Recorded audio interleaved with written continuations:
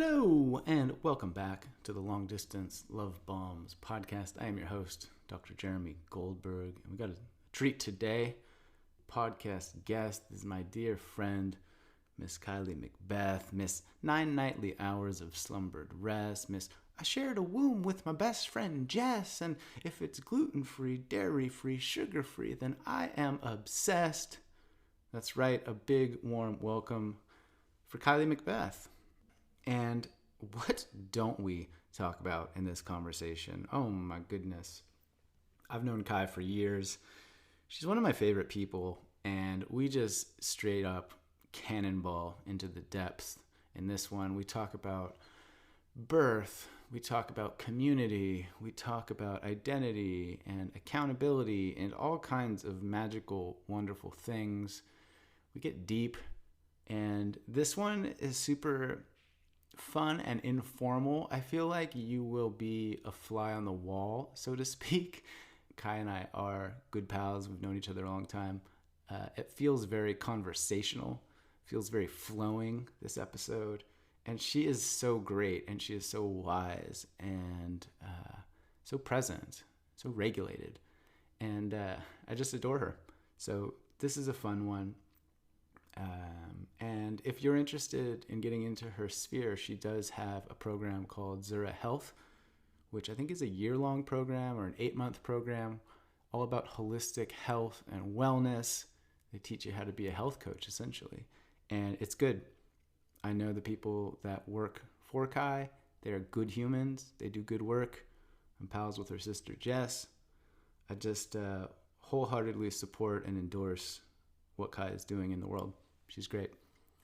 And I think that you are also great and that you are going to like this conversation very much. So without further ado, here's my pal, Kai McBeath. And let me get your consent. Consent is had. All right. Well, Kylie McBeath, welcome to the podcast. Cheers. How are you? So good to see you. I miss you, and I'm happy to be here. Yeah. Good.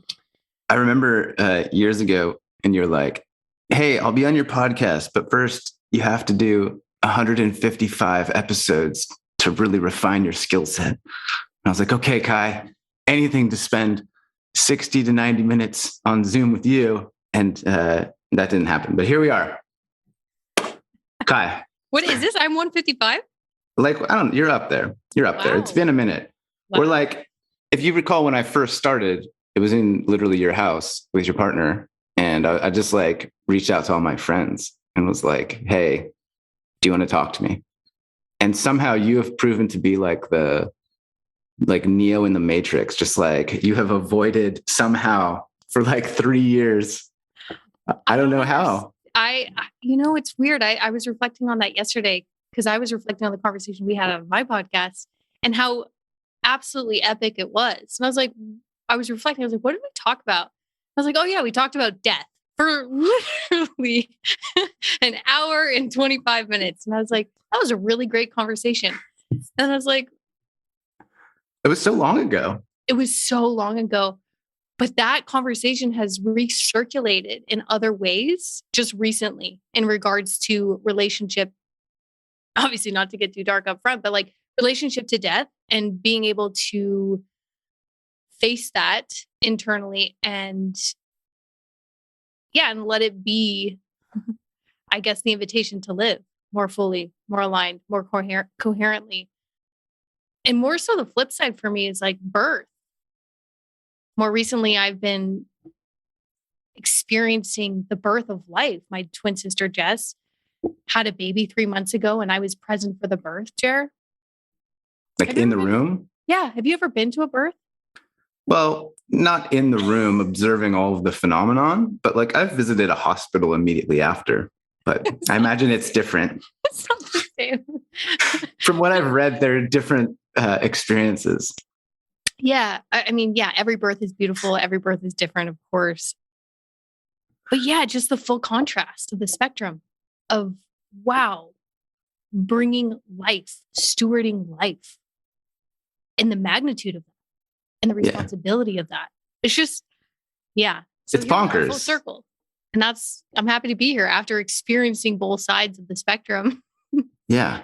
To have a full circle conversation. Both sides are completely bonkers. Like when you think about death and when you think about birth, like when you actually sit and think about what it means, it is crazy.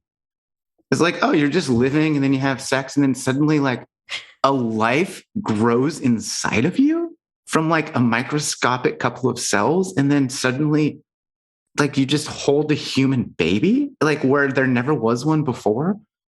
And like people don't appreciate, I mean, this is a softball for you, of course. Like people don't appreciate the power of the feminine and like the wild, miraculous nature of humanity. It's just blows my mind. Yeah. You get it. Yeah, I get it. I feel you. Well, and go ahead. Just to be in the presence of that experience. Yeah. What was it like? Truly, it's one thing to talk about it. It's a full other mystical and wild, heart-opening, mind-shattering experience to be a part of. You are never met or confronted with mystery as you are in birth, I think. You just don't know what to expect moment to moment. And just to watch your mind in that scenario and try to navigate, like, or try to find some aspect to control or support, you're just like, no, I can't do anything. So it's not that you can't do anything. I mean, you literally, you are not in control of the birth process. That's just, you completely have to surrender. And for me, this was my first birth experience, and having it be two of the most important people in my life, my twin sister, Moses, who's my nephew, and my brother-in-law, Jason. It was just like, okay, no, I need everything to go well. Like, so I'm sitting there with the doula and with the birth team in prayer for 36 hours. I slept 45 minutes out of 36 hours. And some of the women listening. You did? Kylie McBeath. Yes, I know. Can you believe this? I was delirious, but I was high on birth. I was like high on the mystery, high on the magic, high on the immensity of the experience. Right. Mind blowing. It was the most beautiful thing I've ever experienced. And every time I drop into it somatically, my heart just explodes because I'm like, life is just magical. Yeah. Was there anything that surprised you about the way that your kind of like inner dialogue or inner self-talk or anything that came up in the process where you're like, oh, that's interesting, or something that it taught you? Yeah. I mean, just all of it. I was actually quite surprised. I am such a woman of faith and of deep connection with the unseen realms. So for me, I really have been initiated into understanding and trusting the divine process and divine unfolding. However, what I will say, in the knowing of that and the experience and embody that for my own path, it's a whole different thing to hold the same type of trust and reverence with divine with somebody you love more than anything. So I was noticing like some of the fear of like, oh my gosh, what if it doesn't go this way? What if we have to go to the hospital, right? I'm sure everybody in the birth arena to some extent has a majority of these thoughts during the process.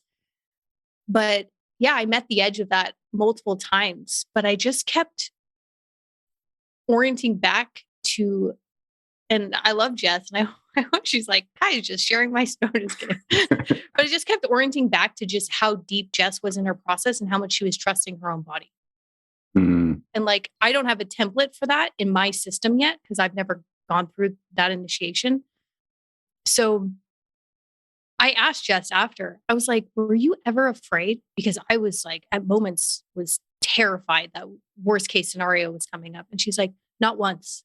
And I was like, I don't know how that's even possible. But she not was like, once. I never feared. Can you believe that? She said that to me. And I was like, I don't know if that's everybody's experience, but for some reason in her experience, she did not fear her body and its rhythms once. Me, on the other hand, Jerem's sitting there and she's in the bathtub. I have my hands on the bathtub. I'm speaking to the water at this point. I'm like, dear water, please transmit ease, grace, love, safety, protection. I called in every ally, seen and unseen, into the birth space. So if anything, it just continues to remind me that prayer is powerful, and not to say that my prayer had anything to do with the outcomes, although, I do think it helps, even for my own mind, to be able to do something with that energy instead of let it fester into worst case scenario. Yeah. That would be a really interesting podcast episode for your platform, to like talk to your sister about what to unpack that feeling of profound surrender and trust is what it almost sounds like. I'll let her know. She's the next episode. I mean, she's probably a little bit busy at the moment, raising a baby. Damn. Well, that was actually one of the questions that I had pre-prepared for you during my rigorous preparation for this interview. Kai was to ask you about that, but I have others. Or do you feel like there's more to say about that process for you? Well, I'm noticing that my path in relationship with mother, be it biological, be it planetary, be it internal, be it archetypal, has been the most layered, complex, beautiful, dark, terrifying journey that I've ever been on. And I feel like I'm finally crossing this threshold internally and externally where I'm starting to access more of the nourishment and the nurturance that comes with reestablishing a connection to divine mother, Mother Earth, and inner mother and biological mother. Luckily, I feel graced in my path with my mom to have done a lot of deep work in this lifetime, and I'm sure other lifetimes, to get to a place where we can relate well and learn, grow, and expand together, although be it at times super messy, super painful. But I feel like it just continues to branch out, Jer. Like the mother component continues to be experienced in more profound ways. And I think a lot of that has to do with my own exploration of what it means for me to be a mother. And the conversations with Mark around conception and stewarding life and noticing, the sticky bits that come up for me and historically around crossing that threshold. Like, what's an example of a sticky bit?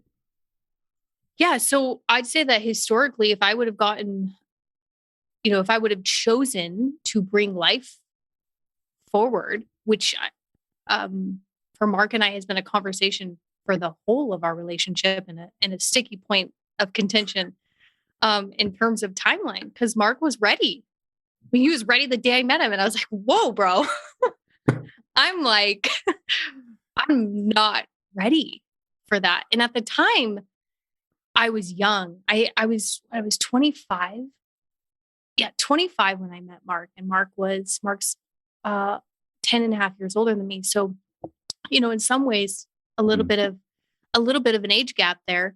And so he was really clear about his desire to become a father. And I,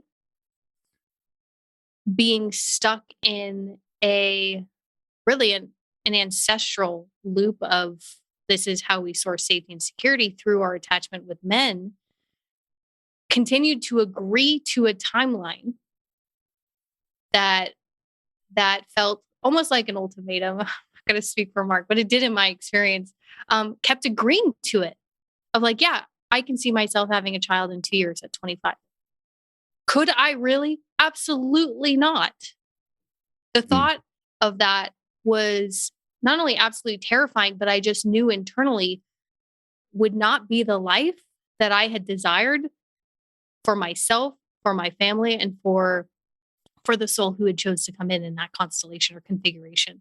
And so the sticky bit was, I'm not going to steward life or choose to bring a life earth side until I can stand in my own center until I can mother myself, until I can trust in my own competency. And I realize that that is not the experience for everyone, and everyone has their own pathway or initiation process from maiden to mother internally. But for me, for whatever reason, my soul has made it very clear, along with my womb, that the only way for me to steward life in this lifetime is by making sure my shit is aligned. Truly. So yeah, finally getting to a place of like, okay, I feel at home in myself. I feel strong. I feel competent. I feel like my relationship with Mark is built on a foundation of reverence, trust, safety, security, liberation that would allow me and him to bring a soul earthside, inshallah, God willing, into a new configuration that doesn't repeat an ancestral pattern or loop that I'm not trying to repeat. Yeah. Yeah, I remember. No, you're good. That's what we're here for. I appreciate you sharing too. And just a bit of like housekeeping. You're referencing your partner, Mark Groves, who has been on the podcast, is like a relationship expert at Create the Love on Instagram. Go check him out. Just for those listening that are like, who's Mark? Who's this Mark guy? And you, maybe perhaps more of a backstory. You guys were together for a couple of years, which is kind of what you described. And then there was a rupture where you went your separate paths for a time. And then there was also a coming back together. And just as you were saying that, I flashed to this moment that I haven't really considered in years, but I was staying at your place years ago before you guys split up. Yeah. And like, I'm friends with both of you. So I'm like kind of in that weird spot where like, I'll talk to you about stuff and I'll talk to Mark about stuff. And I'm like, oh, that's interesting to hear both perspectives. But I remember staying in your guest room and there was like a whiteboard on the wall because you also used it as an office. Right. Right. And it was like, and I was like checking it out and I was being a little like curious, like, oh, cool, whiteboard. And like, oh, there's words on it. Like, what do the words say? And it was kind of like a brainstorming, or it looks like sort of a plan for the future of sorts, like big goals. And on one of the goals, I noticed it said something like raise a beautiful child next year. There was like a timing on it. And I remember I still remember it now. I remember reading that at that moment and being like, huh, like that doesn't align with what I've heard her say to me. And I remember being surprised to see it up on the list of like next year, like, oh, because I know from both of them that there's like a lot going on. So do you remember like? I do remember. I know exactly what you're talking about. I know exactly. I can see the image of that specific goal list intention. Yeah. And the rest of it was sweet. And I was like, oh yeah, cool, of course, badass. And then I remember that one like, huh. It gave me pause. Yeah. It should have. It should have given you pause. Yeah, man. Looking back on it, and I've had to ask for forgiveness, not only for myself, but also to Mark for continuing to agree to something that internally I knew was not aligned. But I kept saying that it was aligned because I didn't want to lose him. I didn't trust in my own competency to stand on my own 2 feet. I didn't trust the unknown of what would happen after the relationship ended. So I kept going along to get along. And that actually was the first thing in the unfolding of our initial relationship. That was the first piece of truth that I named to him. Because one of my girlfriends, Jordan Daly, who I love dearly, and I appreciate all of the angels who continue to cross my path at specific times to ask questions that I needed to shake me up a little bit. But she said to me, she was like, what's true? Like, what is actually true in this moment? And that was one of the first things that emerged was like, what's true is I'm not having a child anytime soon. Like full body knowing that like it's a no. It's a no. But my mind or my survival strategy was like, but maybe. And it's like, and that's what really caused the internal split between me and my essence, me and my truth. And that split nearly again for the second time, because I've met myself in that place a few times on this path because I'm stubborn, and my survival instructions that I carry within my body and in lineage is like deeper than I think sometimes my conscious knowing, of course. But yeah, that was the first thing I had said to him. And I remember it just being like, I have to tell you, like, this isn't happening on this timeline. And it felt so good to just be like, okay. And step by step, we're coming back to truth. And step by step, we're coming back to truth. We're coming back home to self. And then eventually, you know, that truth unraveled into, I need to go. I have, for whatever reason, this relationship and the way it's configured is not in support to me, my soul, your soul, and our paths. So for whatever reason, I have to trust that. And I did, even though it was hard. But again, I think if I look at it through the lens of my body was sick. I was dying, like literally, energetically, physically, emotionally, psychologically, I was not well because I kept choosing something that I knew wasn't in alignment. Not to sound trite or basic, but it's true. My body was just like, no, you can't keep living in this way. And the same thing happened in the unfolding of my marriage and divorce when I was 24. It was like, you can continue to lie to everybody and yourself, but at some point, we're just going to choose not to show up, AKA love your body, you know? So yeah, we had our sacred pause. That's what I call it. Sacred pause. At the time, I remember you referred to it, or I don't know what you called it, but I remember talking to you in a cafe in Turf in Van. And you're like, yeah, I'm having a he talks where I'm. Oh yeah, man talks. Yeah. And you're taking a break. You're like, no, man. And I remember very distinctly you saying that you spoke to somebody who told you something like, if you don't do this, then you're going to come back to me in 2 years and we're going to have the same conversation. Yeah. Because you're going to repeat this exact same pattern. Mark Wolin. Oh, that's who it was? Yeah. The author of It Didn't Start With You. Mm. All about intergenerational trauma and family constellations. He got on a call with me, Jared. I've shared this story before, but within 30 minutes had my whole, all of my shadow, all of my strategies, all of my patterns just illuminated. And I was like, am I really that basic? Like, am I really that easy to read? Is it really that simple? And he's like, no, it's just, I'm intuiting that this is, and I was like, oh, wow, you're skilled. But yeah, it hit me so hard where I was like, oh, I can't do this again. I will not be in this same situation in 2 years. And so he was like, then it's time to,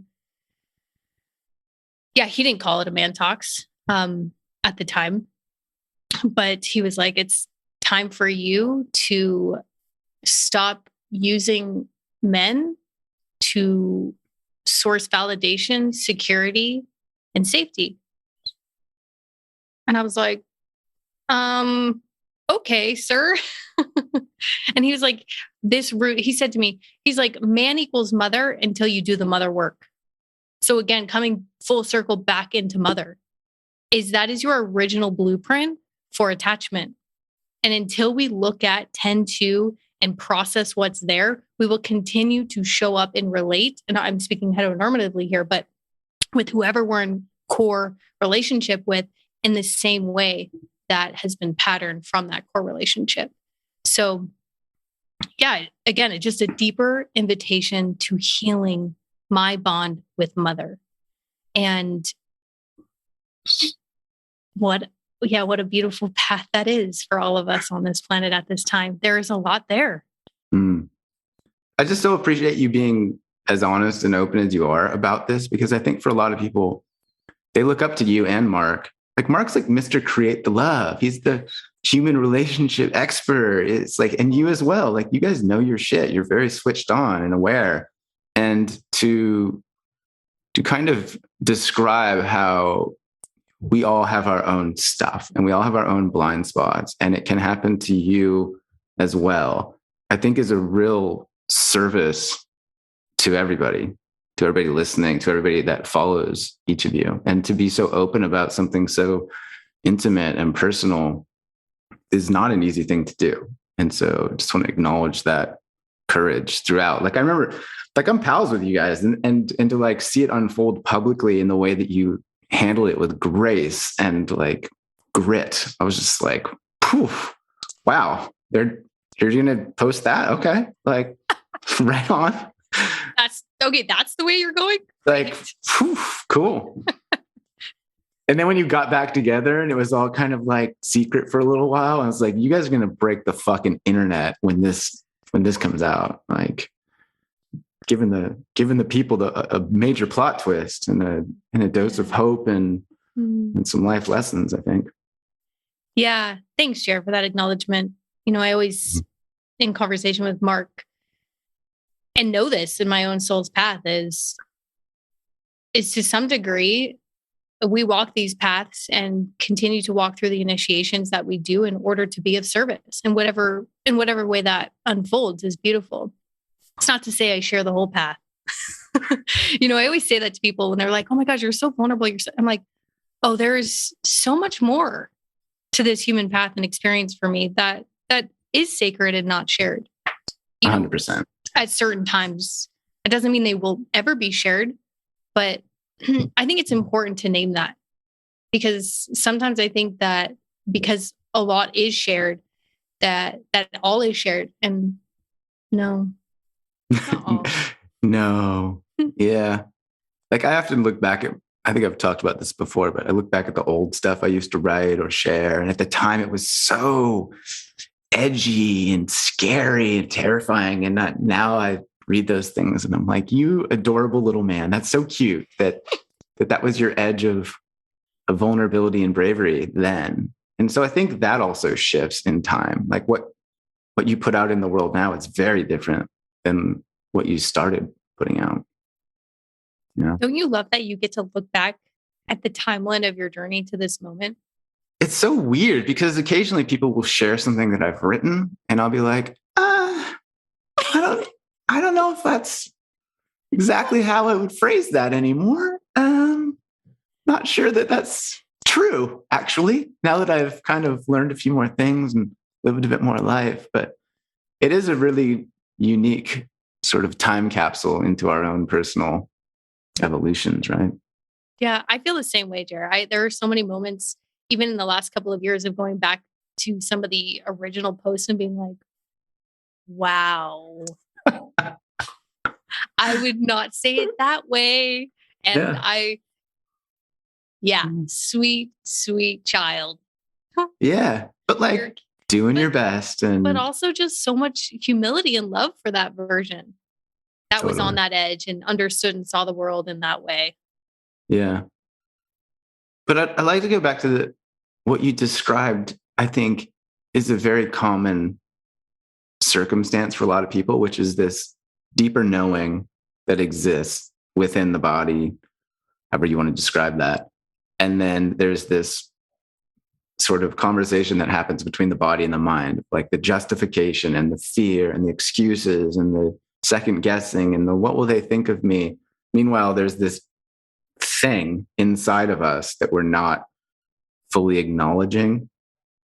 And you could know that a certain path is not right, or you could know a lot about relationships and still remain in one that isn't ticking all the boxes. So what do you have to say about some of that idea? I'm sure you have many things. Or what comes up? I just have so much empathy for us as human beings on the planet dealing with these internal splits and conflicts. They are so real, and like life is hard. And life is complex. Yeah. Right? We're dealing with a lot of templates that have been given around how we should be, what we should strive for, who we should be with, what we should look like. And in order to belong, in order to be accepted, in order, to quote unquote feel worthy in this paradigm, we strive because we all want to belong and be loved to meet all of those expectations and to be in relationship. I think that's one of the big ones, is like that is seen as a desirable place or celebrated place to be in relationship.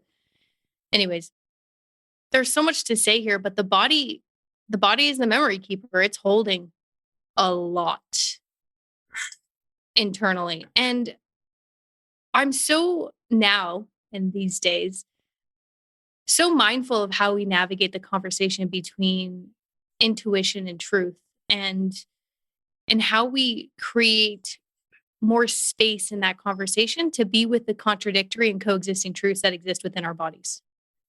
Because there are a lot of things happening. And for me, I'd say that what has really allowed me to create this space internally is by validating what is here, what is present, what is my truth in this moment. And that truth, once I shine a light of awareness on it, acceptance and validation, it might shapeshift into something else. And I'm like, oh, and now that's true. And so then I sit with that until I get to what feels like a capital T truth. And for me, what that feels like, and the only way I know how to describe it, is I feel an internal sense of order. Like there's an internal coherency throughout my whole body, where my head, my heart, my gut, and for me, my womb feel aligned. Where I don't feel like there's fragmentation, or like this part's saying this and that part's saying that. It's like, nope, we're all in agreement here. And it's unanimous. Yes, exactly. We're all clear. And that within and of itself is a descent process back into the body, which that within and of itself is a vulnerable process. That's interesting. So when you said that's a descent process, I spelled dissent DISSENT, which is like, I don't agree. I'm dissenting. I have a dissenting opinion. So I think like both apply, right? You're descending into the body, you're diving in, and you're kind of hearing the various arguments at play. Descent and descent. Yeah. I would agree with you. Same. Yeah. It is all a part of that process of coming back home to a felt sense of coherency within your own being and body, which is a very unique felt experience for many of us on this planet. And I'd say almost, unfortunately, a rare place for us to be. Although a place we can move towards. Yeah. I love this. Where I went with that was, and for a lot of us who are starting out on that journey, it may literally not be possible because we are so dysregulated and we are so detached from the language that our intuition speaks, or that our ears are so plugged with the voices inside of our head that we can't actually hear that little whisper that is like sharing the unanimous decision of our head, heart, womb, and body. So there's work to be done, I think. It's not as simple, I think, as I often read on the internet. It's like, just listen to your intuition and let your heart guide you. And it's like, well, yeah. And if you have spent the last decade or your entire lifetime dissociated from your truth because you're living in a traumatic experience, that's going to be very challenging, if not impossible to navigate. Yeah. And that's just the truth of the place we find ourselves right now. So much of us, the whole world is literally in a trauma state, a dysregulated state of fight, flight, freeze, disassociation, numbing, and I understand why.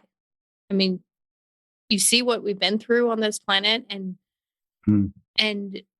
what we carry, and the lack of support, the lack of community, the lack of ceremony, the lack of culture, myth, Elderhood. like all of those key components that allow us to sit with the grief, that allow us to feel contained in a safe environment so that we can complete these initiatory processes.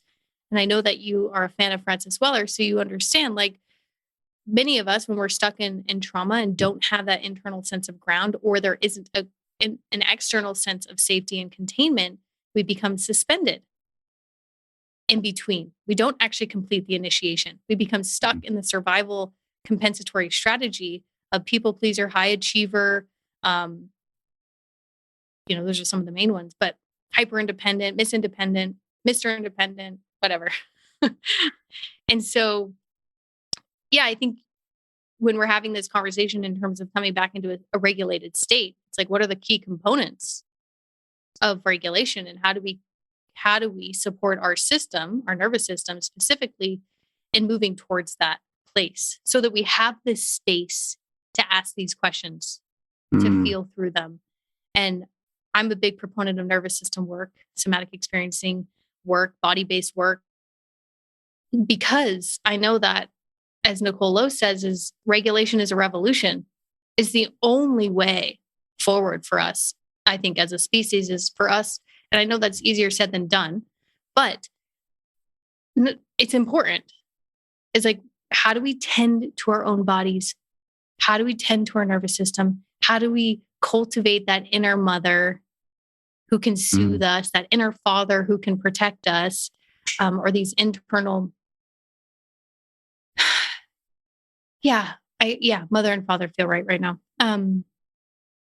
So that we can actually complete the initiation from child, adolescent, adult. Yeah. And asterisk, to those listening, Nicole Lowe is a somatic practitioner who has been on the podcast. She's phenomenal. I've had sessions with her before. She gets it. And also Francis Weller is a genius. He's been on the podcast too. Okay. That conversation, I think I put my head in my hands a few times, just like, I don't have words right now, but I think it was him or one of his peers that described initiation as a controlled encounter with death.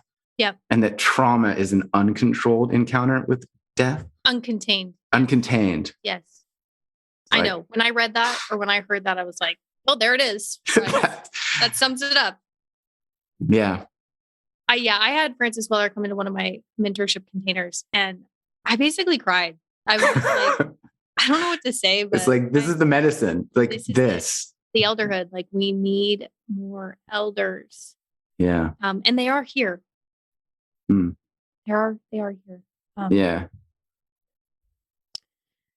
Sometimes, so going back to body. I have this sort of one-liner that I like, which is that every justification is a reclamation. Sorry, how's it go? Every justification is a war waging against the reclamation of intuition.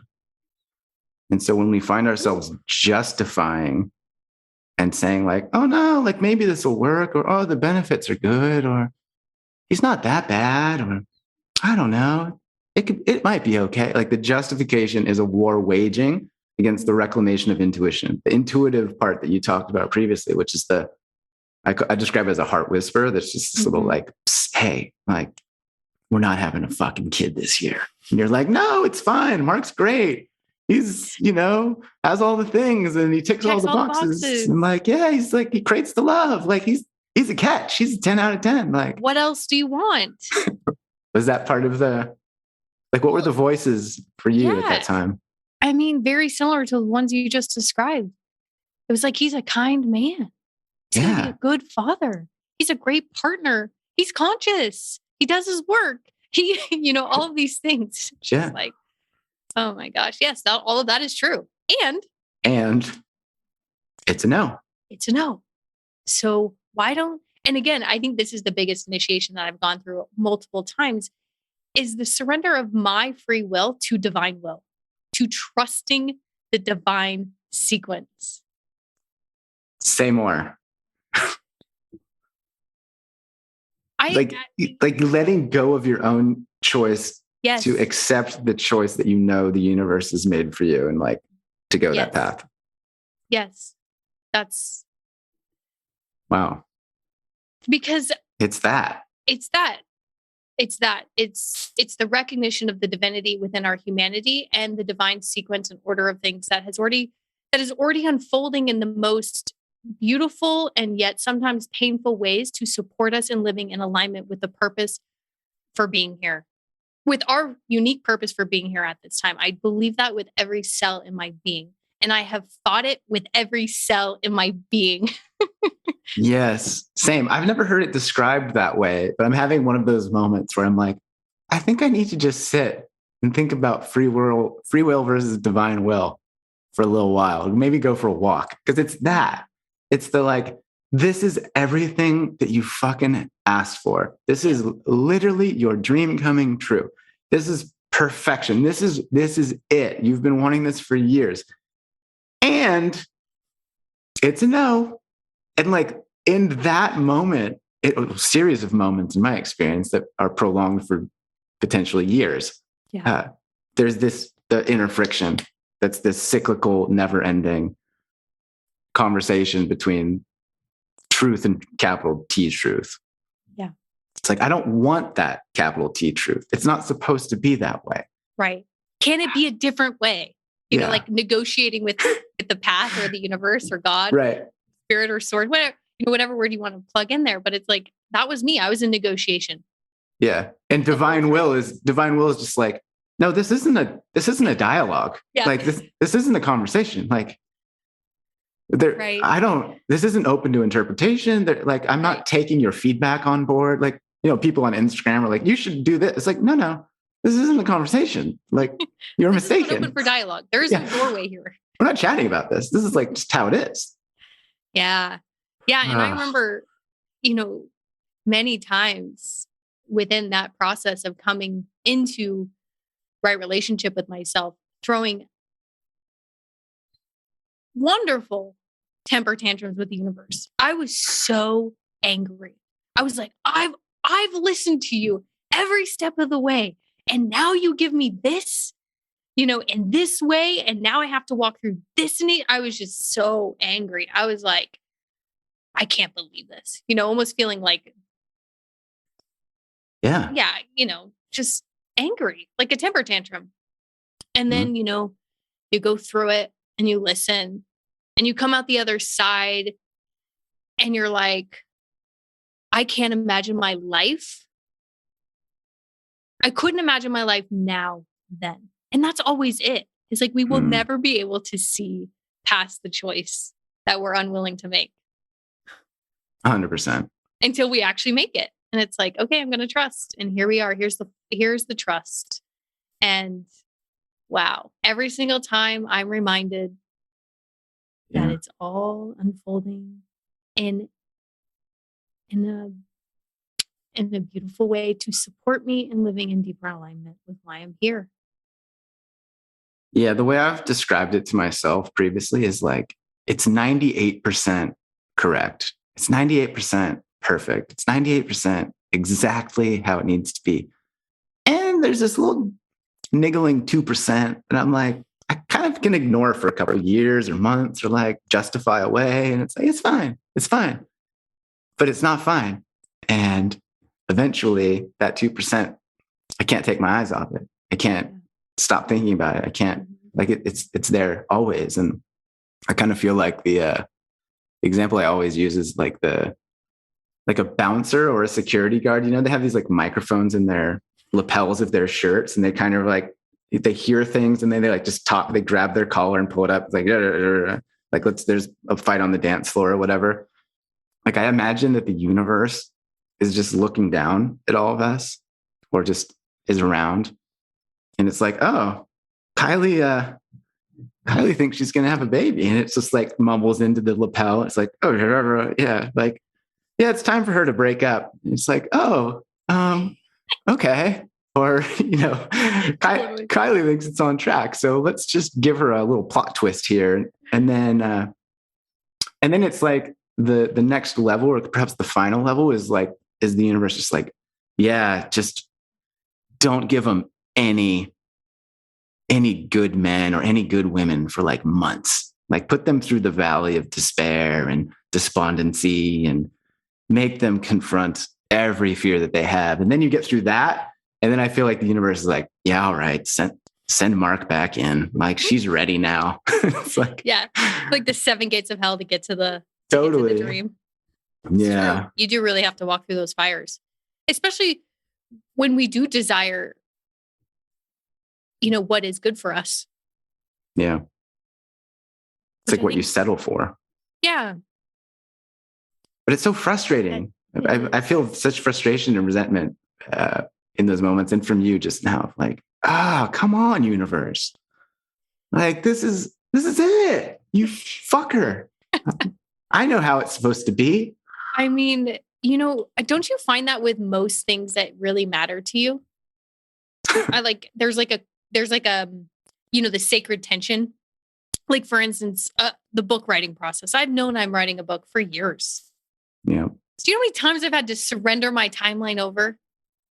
I remember last year I was 98%, literally 98%. I still am 98% complete with the book proposal. And Jerry, I know we've had a lot of conversations around this sidebar, but I remember getting on with one of my mentors at the time and I was like, it's time. Like, it has to be time. And this was 2020. And she was like, I maybe think that this is premature. And I was like, oh my gosh, like when? And it felt true to me. I was like, when I heard that reflection back of like, because I was in so much struggle and like, again, throwing a temper tantrum. Why isn't it time? This is the timeline. Like everybody's writing books and I need to go. And she said that. And my whole system knew it was true. But I was just like, here we are. Back in the mystery. Yeah. And part of it is like, let's try to force some alignment. Totally. Like, yeah. Yeah, let's continue to really force this, even though it doesn't sound good and it's not coming out clear and you're frustrated and it's not an enjoyable process, which not to say that there isn't moments of that during any creative process, but yeah, I'm a master at forcing alignment. My mind is really good at making it look like it's aligned. But a justification piece, right? Yeah, it's just that. And I love that quote that you said. Yeah.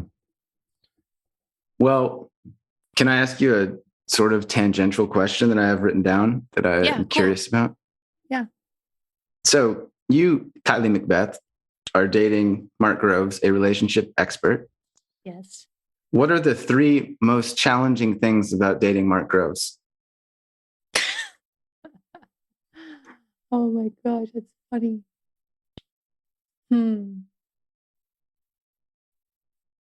What are the 3 most challenging things? 3. You want me to come up with 3? I mean, we can go one for one. Like I could share some as well of not dating Mark Groves. I haven't dated Mark Groves, but like, I was like, really? Could you? So like one example for me, just to get the ball rolling, is my partner, Kendra Dachi, has really high integrity. And I find it to be so sexy and so obnoxious in certain moments where it's like, can't we like not do the dishes tonight? Like, can't we just leave it till the morning? And so like for me, this perpetual call to integrity, I find to be a challenge, not in a bad way, but it's long term, it's in a good way, but short term, it's kind of like annoying at times. And I'm like, I don't want to be in integrity all the time.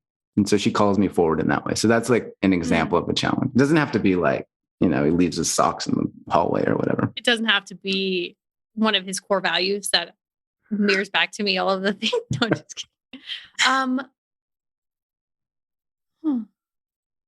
Or are you just so blissed out in paradise utopia that you're like, there's no challenges? Oh no, of course there's challenges, but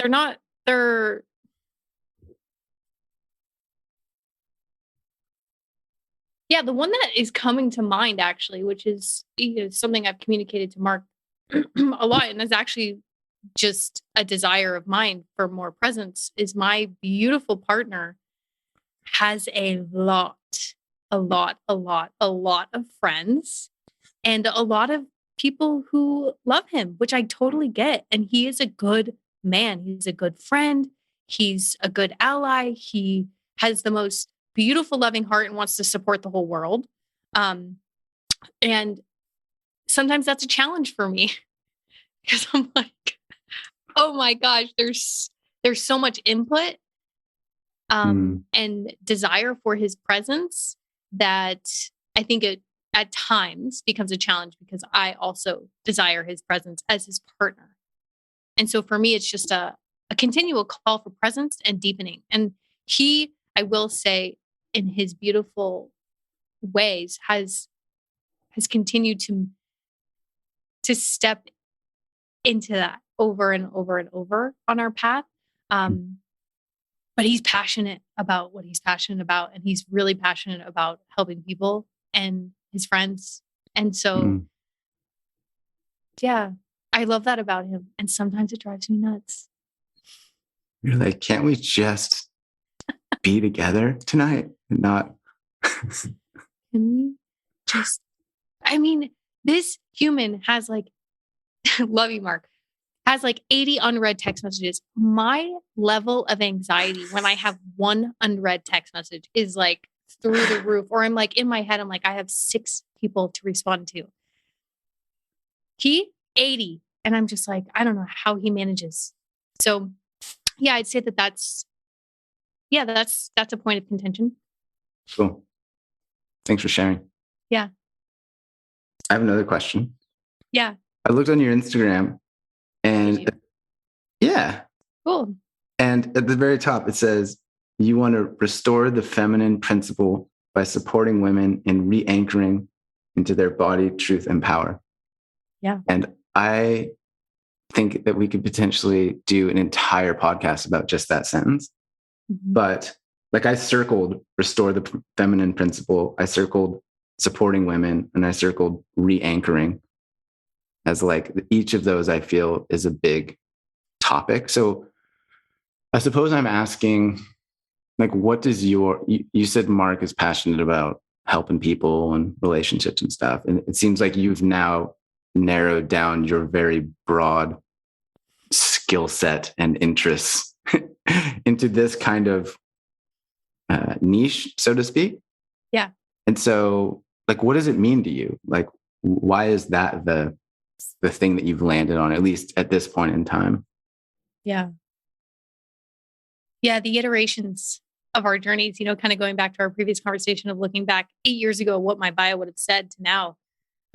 There's just this component of ever deepening and always just allowing myself to be on that path of discovery within myself and what really matters. But I feel at the ripe age of 32, like I have some clarity around my purpose for being here. And that is that sentence at this time.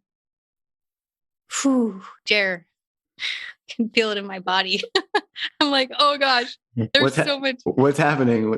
What's happening? I feel such a mixture of feelings around it. I feel grief for how far away we are collectively from a feminine principle. And I guess I'll just, for some context there, the feminine principle is living in alignment with nature, with the cyclic ways, with the seasons, with our bodies, with intuition, with instinct, with emotionality, sensuality, sexuality. And at the root of that is diversity.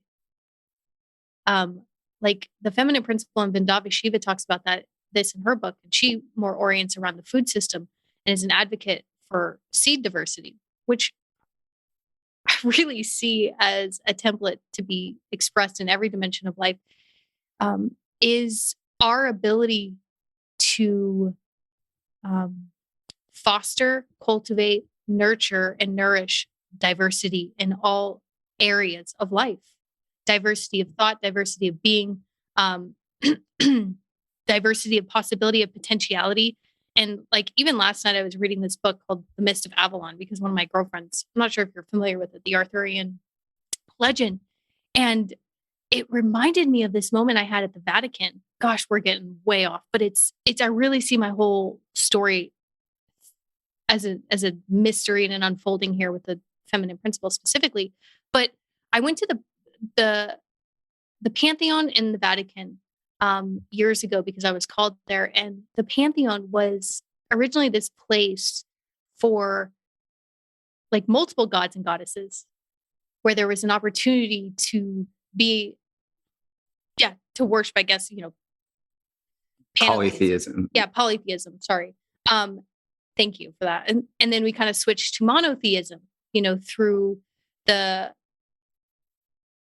gosh, I don't even know what to call it, the revolution and the doctrine of discovery. Like it just like Christianity, Romans, like kind of swept up Europe, and then now they've pretty much colonized this whole planet. But I was sitting with that and coming back into right relationship with the feminine principle being diversity.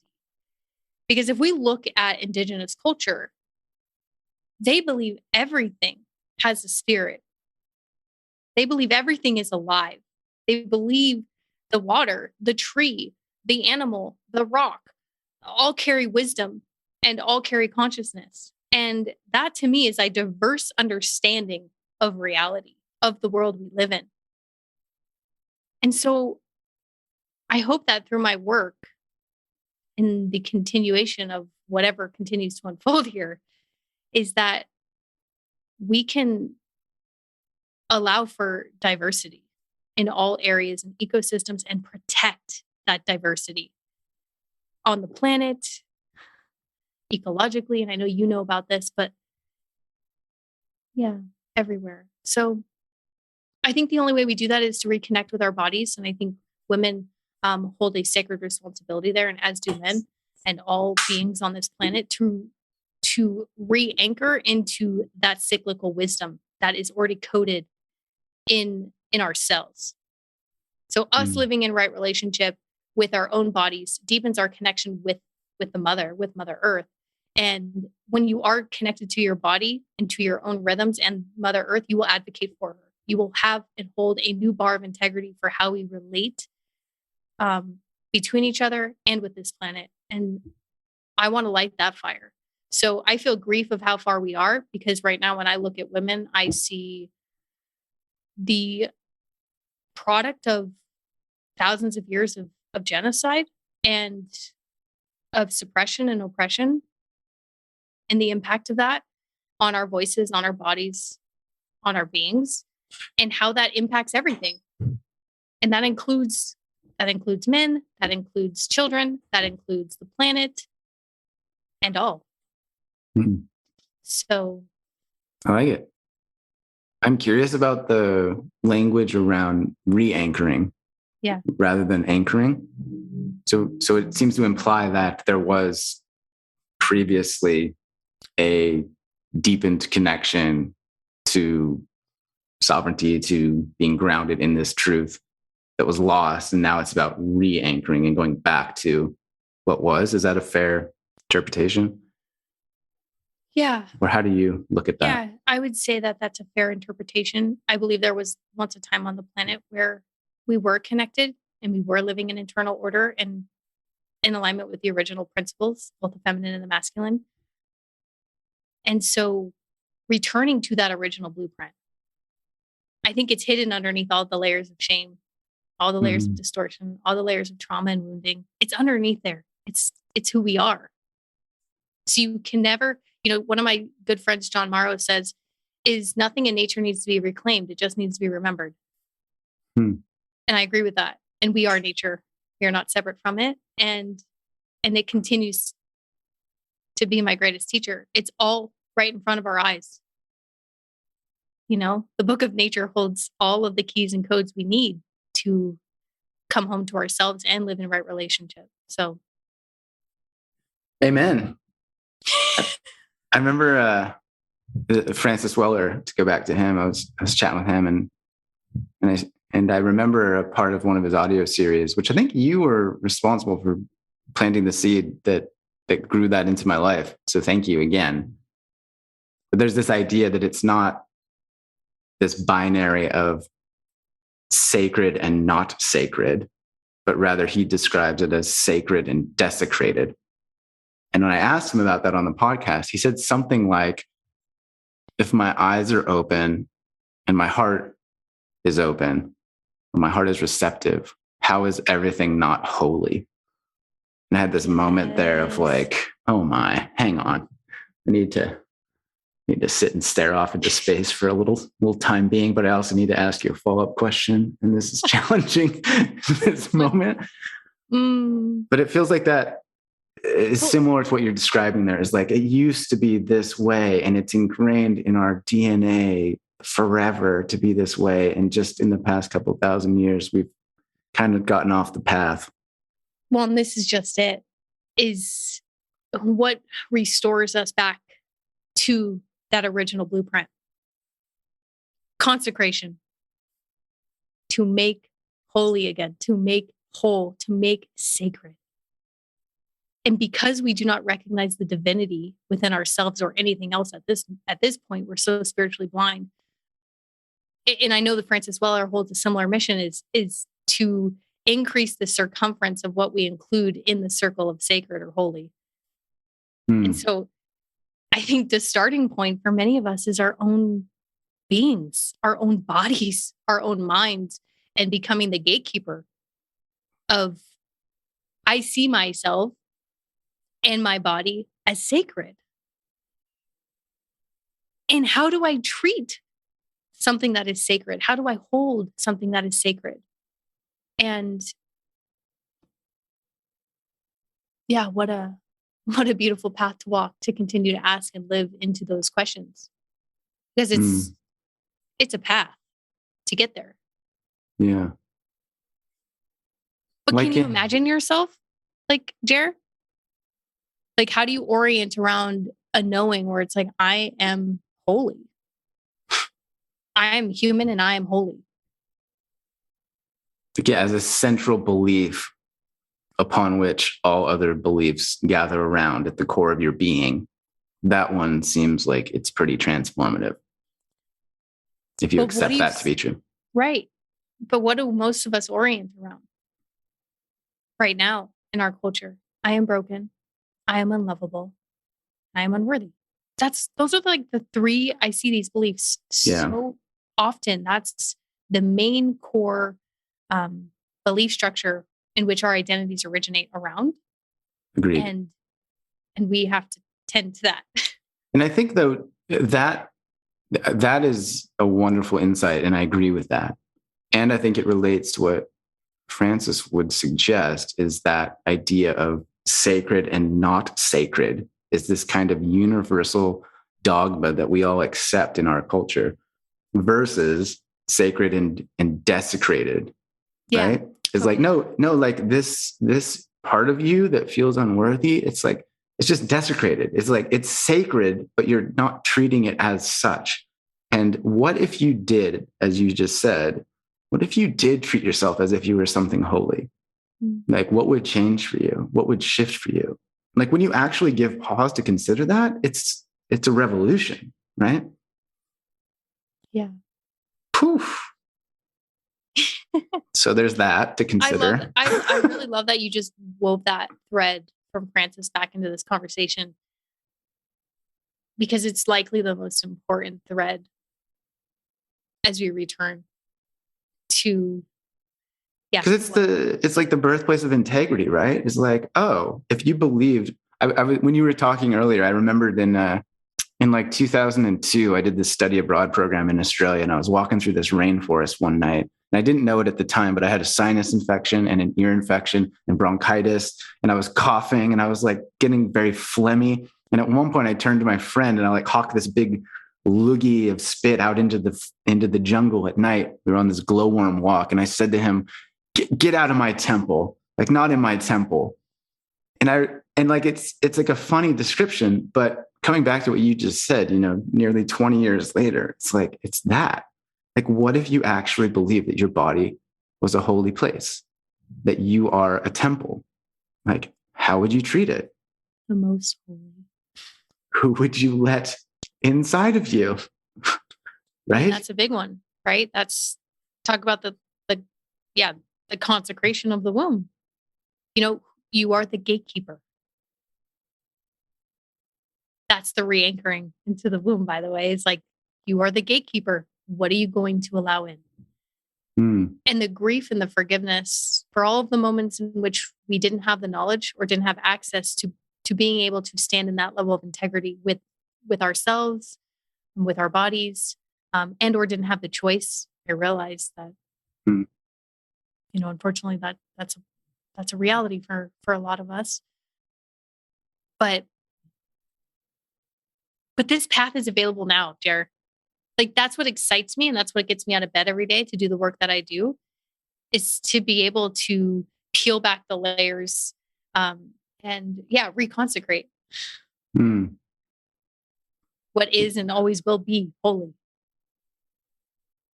Yeah. Because it's such a, what's the word? Like, it starts individually, but then the phenomenon catalyzes this inevitable collective change, right? Yeah. I mean, think about it, for instance, like what you just described about Kendra, and one of the things that kind of like integrity. Yeah. Integrity. I got to tell you, like, that's the bar I want every human on the planet to hold. Like, me too. That's why it's so annoying. Yes. I'm just like, yes, that's the bar of integrity that we need to hold, because that's the only way that we're actually going to listen. Integrity in the moment, in the pathway to, doesn't always feel the greatest, because there's a little bit of a death process with some old calcified ego structures in which we've been propped up upon, that have to die. that have to be integrated in order for us to be humble and in integrity. I think there's a both and there. But nothing feels better than being in integrity. I mean, you get to sleep at night. You just feel free. The way I've described it is like, I'm a lazy dude. Like, fundamentally, I'm an efficient man. Like, I find it so much easier to not have to lie, for example. I find it so much easier to just do the right thing as frequently as possible. And then I don't have to worry about all the rest of it. And like, that to me feels very energy efficient. And so there's this like short-term investment, the short-term discomfort perhaps, but the medium to longer term payoff is like, as you say, I can sleep at night. I feel good about my life. Good things happen to me. I hang out with good people. Things get better. And to your point, there's still definitely part of me. It's like this whiny brat that doesn't want to do the work, that is tired of integrity, and is like, can't we all just smoke a bunch of weed and get drunk and burn the whole planet down? It's like, that feels easier to me. And so because of that recognition internally, I think it helps me be more compassionate and understanding to the world as a whole. It's like, I get it. There is part of me that hates this world so much that I wish it would burn down. Like, and that to me is the invitation to get curious, I suppose, with grace and compassion. It's like, what is that in you, my dude? And where did that come from? What's going on there? Yeah. Brother? Yeah. Because it's easy, right? Like, I get that it is easy in my experience to defer to laziness, ambivalence, shame, guilt, avoidance. Yeah. Those paths are very enticing. Absolutely. Well, when you look at the immensity of what needs to shift on the planet, it makes sense that we would collapse into avoidance, numbing, disassociation, just like fuck it. Yeah. Right? Just like burn it all. And with that being said, you do such a beautiful job with this, even on your Instagram, of recognizing the beauty and the simplicity of what already is, and nature. in many ways. It's just like, and we wake up and we choose to show up and continue to move forward because it is worth it to some degree, right? And Mm. I don't know, it's weird. I have this conversation a lot around, like internally, but also in my friendships around this piece of contentment, um, that I feel around being here on the planet at this time. I don't think I've ever felt that before until 2 years ago, where there was just a full acceptance of my choice to come to planet Earth at this time. Like, and I actually was sitting in ceremony and I had this like complete, like, I mean, it was a beautiful experience. I won't get into too much detail, but the medicine that emerged from that ceremony was, you are here, you chose to be here, and so you will show up and do what you're here to do. And you are supported. Like as soon as I got recognition that I made a choice, even if it was just, even if it's just in my own mind, I don't care. Mm. Like that choice allowed me to feel so much more space in my human experience on the planet at this time of like, okay, I did choose to come here. And now that I'm not trapped here, because that's how I previously would have related to my being on the planet at this time. So really what happened in that was my avoidant attachment with Mother Earth, which was like, get me the F out of here, I'm done, was healed. And now I have a secure attachment with Mother Earth, Mother internally, Mother archetype, Divine Mother, that allows me to, in many ways, access the fire that is needed to continue on, Jer. And it's only because I'm surrounded by other souls who are also on a similar mission, like you and like our circle and like my whole line of medicine women that I feel blessed to be circled by. But yeah, we have to heal our attachment to the mother. I mean planetary mother, and I mean birth mother, and I mean internal mother. Yeah. Because that's the feminine principle, right? Mother is just one expression of the feminine archetype, but it's an important one. Yeah, and it's long been neglected to our own detriment, right? I mean, you look around. It's pretty clear. Well, you look around, like even in Western society, for instance, I believe in America specifically, women who have a baby, who become a mother, get 6 weeks of paid leave. I think it's 6 weeks. It might even be less. At that point, you understand what our culture orients around. It's not mother. It's growth at the expense of the exploitation, the extraction of capitalism, consumerism, materialism, with no reciprocity, with no understanding of the detriment to the planet, to our mother, the only source of nurturance we have on this planet, unless you want to be like the billionaires and fly to space to live on a desolate planet. That's chill. You do you. But I'm here in service to Mother Earth. And that's actually what allows me to show up every day. I'm not actually in service. In many ways, I'm not in service to humanity. Like I'm very clear on that now. I'm in service to Mother Earth. And in my service to Mother Earth, I believe I'm in service to humanity. But my core, the core piece for me, the driving force is I care for Mother Earth. I care for this planet. I care for all of the beings who can't speak. Because somebody has to take a stand. And again, I'm walking my own path with what that looks like. And wow, is that a shift to be able to live in integrity with that level of care and intention? Because convenience is, Jer, it's like they've made it real easy to stay in the bubble of convenience. That's for sure. Yeah, it goes back to that idea of ease, right? Yeah. It's very easy to just buy, consume, discard, repeat. Yeah, it is. It really is.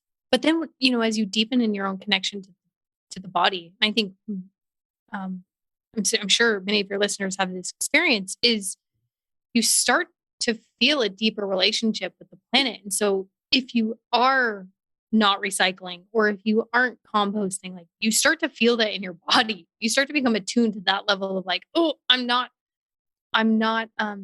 treating this planet well. I'm not treating myself well. I don't see a separation between the earth's body and the female body. Like for me, it's how we treat the earth is how we treat the feminine. Yeah. That I think, like Eisenstein describes it as like the illusion of other, I think. Like there is no other. Like you're an earthling.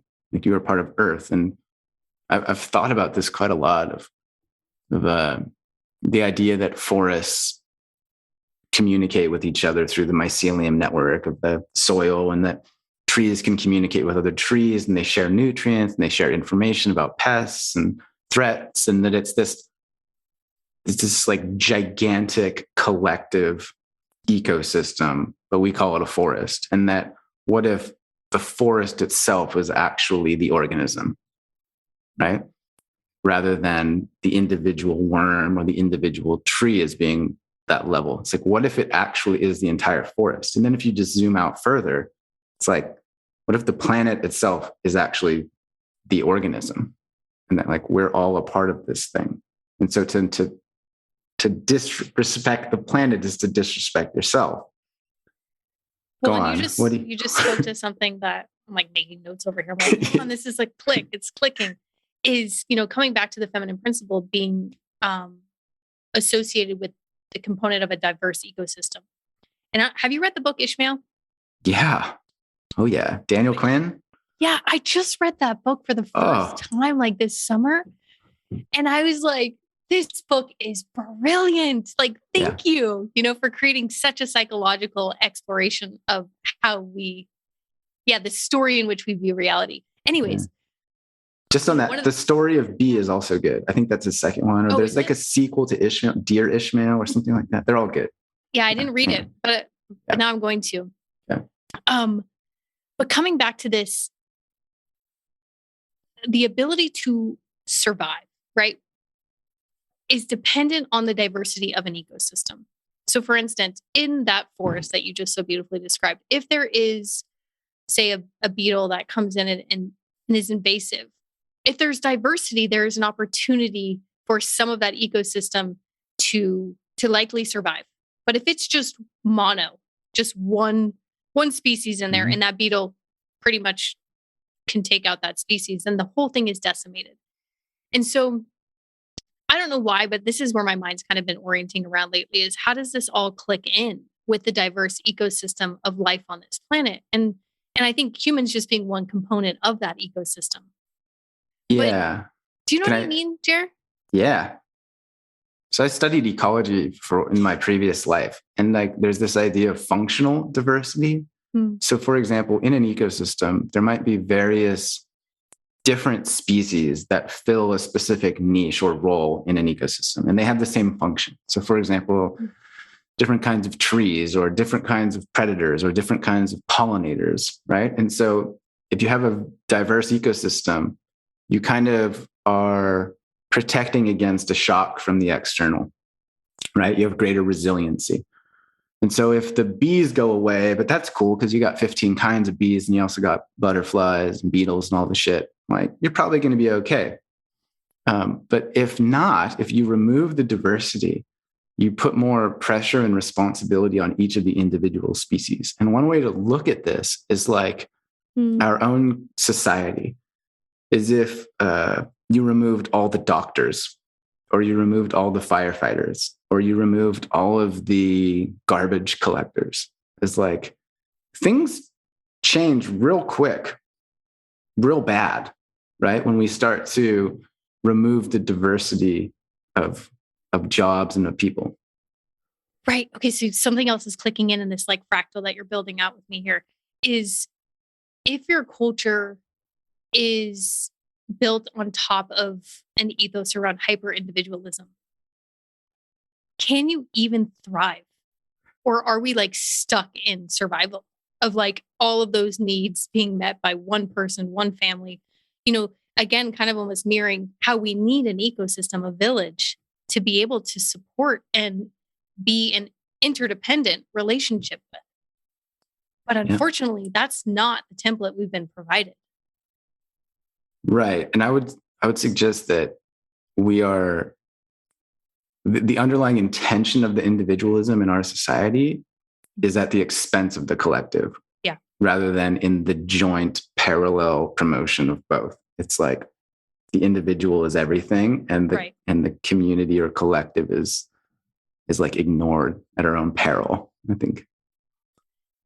Yeah, they're not functioning synergistically to support the well-being of the ecosystem. Correct. Like I've thought about making t-shirts that just say like Earthling. Of like, we need to zoom out. Like we need to go real big here. It's like we're all Earthlings. Like, and I just think it's a funny word to say, like Earthling. Just it's weird. I would like one. Okay. Yeah. Maybe I'll do it. Earthling.